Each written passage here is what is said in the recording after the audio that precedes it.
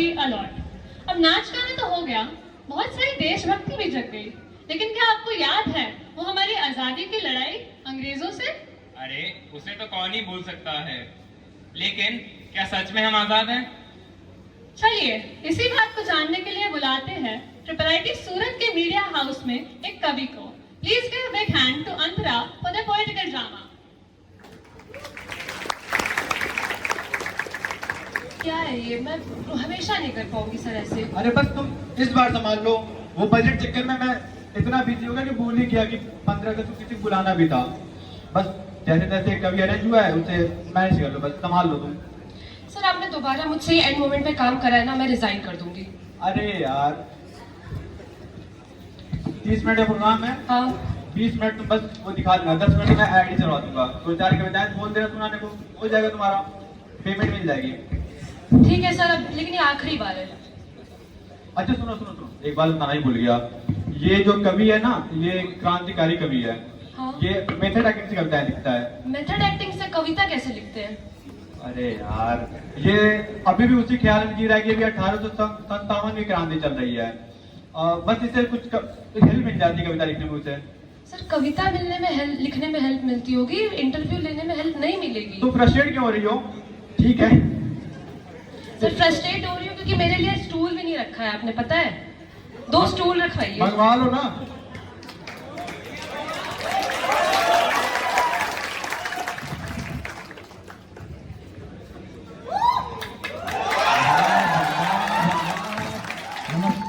नमस्कार, आदाब आदाब आदाब, जूनियर को आदाब, सीनियर को आदाब, सर को आदाब।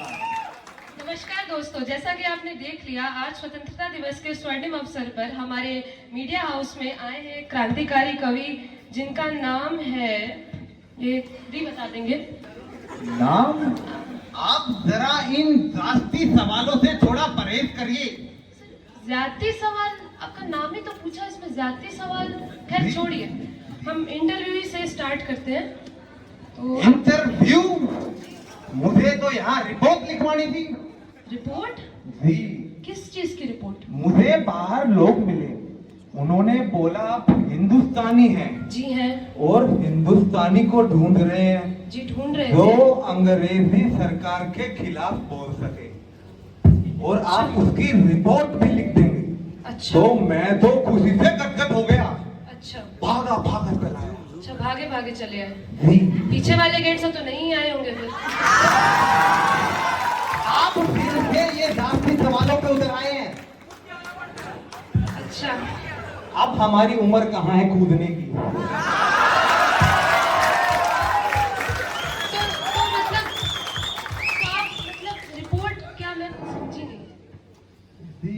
रिपोर्ट देखिए ऐसा है, अब अंग्रेजों की हुकूमत में है? अंग्रेजों के थानों में है? हमारी हिंदुस्तानियों की रिपोर्ट लिखे तो लिखे कौन? अरे कवि महोदय आप गलत समझ रहे हैं, क्या कह रहे हैं? अंग्रेजों के थाने ये वो, आप, हम वो रिपोर्ट नहीं लिखते हैं, हम मीडिया हाउस हैं, हम पत्रकारिता करते हैं, वो थानों में रिपोर्ट लिखी जाती है। और वैसे भी हमने तो यहाँ आपको कविता सुनाने के लिए बुलाया है ना। अरे कविता तो मैं सुना ही दूंगा, पर पहले आप मेरी रिपोर्ट लिखिए, ये मेरी शर्त है। रिपोर्ट लिखने के बाद सुना देंगे कविता? जी जी बिल्कुल पक्का? पक्का प्रॉमिस? प्रॉमिस। ठीक है, तो आहिस्ता आहिस्ता बताइए, जल्दी से रिपोर्ट लिख के फिर आपका इंटरव्यू स्टार्ट करते हैं। हाँ, बताइए तो क्या लिखना है? जी लिखिए कि जी।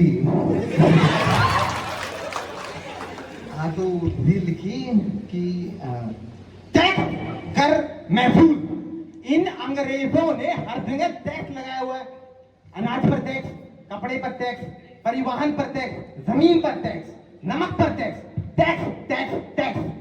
और इसके बदले में हमें क्या मिलता है? ये आम। नहीं ये नहीं मिलेगा। अच्छा तो आप अंग्रेजों के टैक्स से परेशान हैं? जी जी। अच्छा ठीक है। पर अभी तो रानी लक्ष्मीबाई, तात्या तोपे, नाना साहेब और बेगम हजरत महल ने क्रांति कर सरकार को हिला दिया है। अच्छा इसी वजह से सरकार घबराई हुई है और उड़ती उड़ती खबर आई है कि इस वजह से कविता लिखने पर भी टैक्स लगाया अब मैं ठहरा एक गरीब कवि, मैं क्या करूं? आप ही बताइए। जी बिल्कुल, मैं समझ सकती हूँ।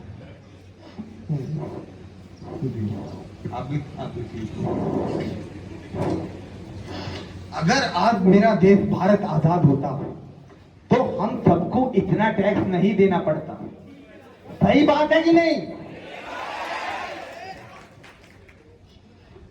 ठीक है, लिख रही हूँ।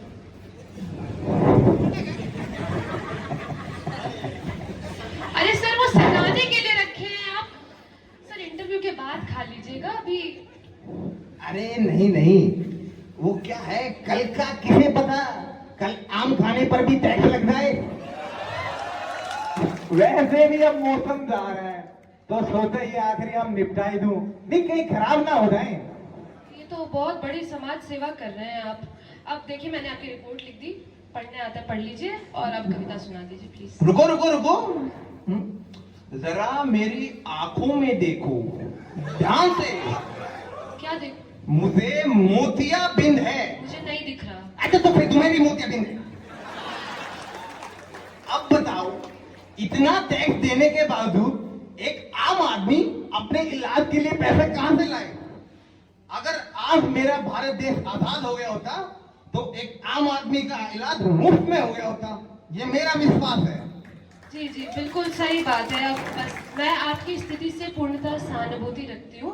अब बस आप कविता सुना दीजिए दर्शकों के लिए। रुको, अभी खत्म नहीं हुई है। तुम्हें पता है, इन अंग्रेजों ने हमारे जंगल, पेड़, पक्षी, पौधों को सबको बर्बाद कर दिया। काटे जा रहे हैं। ये पराई अंग्रेज क्या समझेंगे हमारी मिट्टी की कीमत? अगर आज मेरा देश आजाद होता तो हम अपने पेड़, पक्षियों, जंगलों को बिल्कुल संजो कर रखते। सही कि नहीं? अरे अब बस करिए, हो गया, पन्ना भर गया। अब कविता सुना दीजिए। यदि तुमने किसी अंग्रेज को बुलाया होता तो वो जरूर रिश्वत लेकर कविता सुना देते। यही तो हो रहा है हर जगह। ये लोग रिश्वत लेकर सारे काम कर रहे हैं। आज अगर मेरा देश आजाद होता तो कोई रिश्वत नहीं लेता, हमारा भारत भ्रष्टाचार मुक्त होता। ये मेरा विश्वास है। वैसे तुम यहाँ क्यों बैठी हो? मैं भी वही पूछती हूँ रोज अपने आप से। उतना भी सही। मेरा वो मतलब नहीं, मेरा मतलब ये था, इतना बड़ा संग्राम हुआ है, कानपुर से लेकर दिल्ली तक हुकूमत घबरा गई है। तुम वहां जाओ, लोगों से आंखों देखी पूछो, तुम्हारी पत्रकारिता की तारीफ होगी। देख लेना, सन 1857 हमारे भारतीय इतिहास में स्वर्ण नियम अक्षरों से लिखा अरे जाएगा। चुप हो जाओ, हो गया बहुत बचपना। हम 1947 में आजाद हो चुके हैं। 78 इयर्स बीत चुके हैं। 2024 चल रहा है, समझे?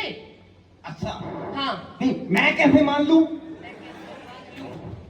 ये देखो अखबार है, देखो क्या पढ़ना आता है, कवि हो? जी देखो क्या लिखा है, 15 अगस्त 2024 दिखा? अरे ये क्या लिखा हुआ है? क्या लिखा हुआ है? पिछले महीने 10 पुल ढह गए। अंग्रेजों के ही होंगे। अरे जाहिल आदमी, तारीख देख, वो हमारे बनाए थे, उनके तो अभी भी खड़े हुए हैं। अच्छा ऐसा। अच्छा और ये क्या लिखा हुआ है? क्या? परीक्षा हुई लीक, विद्यार्थियों में आक्रोश। जी। ये लीक क्या होता है? अरे कवि महोदय, लीक मतलब जब परीक्षा के पहले अगर पर्चा बाहर आ जाए उसको लीक कहते हैं। होता था ये अंग्रेजों के जमाने में। अरे ये तो फिर और भी अच्छी बात है, जब इसी साल का पेपर मौजूद है तो पिछले साल का हल करने की जरूरत ही नहीं। आप ऐसा करते हैं, अनपढ़ हूं, मैंने आपको पेपर दे दिया, मुझसे गलती हो गई। आप आम खाइए, 1857 के संग्राम जाइए, घोड़े गिनिए और बस मुझे बता दीजिए आज आप कविता सुनाने वाले हैं कि नहीं। कविता तो मैं उस दिन सुनाऊंगा जब हमारा भारत देश आजाद होगा। आप अपनी एक्टिंग वगैरह घर पे छोड़ के आया करिए, आपको पता था ना आप स्टूडियो में आ रहे हैं। एक्टिंग एक्टिंग मैं कर रहा हूं कि आप सब लोग, क्या आप सच में आजाद हैं? ठीक है मैं अपनी आजादी ढूंढती हूँ, मैं रिजाइन कर रही हूँ, आप आम खाइए। तौबा तौबा तौबा, ये तो चली गई। चलिए आप और हम भी चलते हैं, मैं कुछ समाज सेवा कर लूं, आप संग्राम देखिए।